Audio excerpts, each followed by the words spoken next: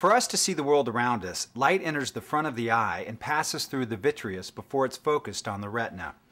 The vitreous is the clear, gel-like fluid inside of the eye.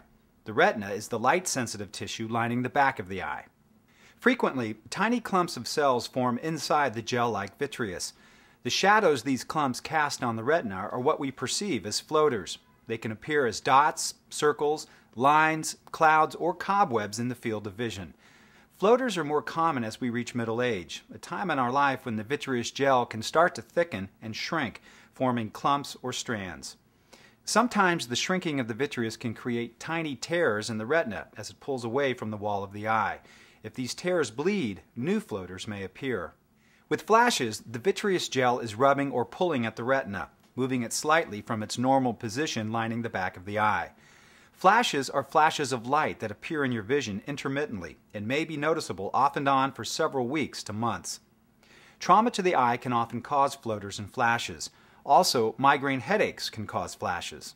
Floaters and flashes can also be caused by retinal detachment, a serious condition requiring immediate attention.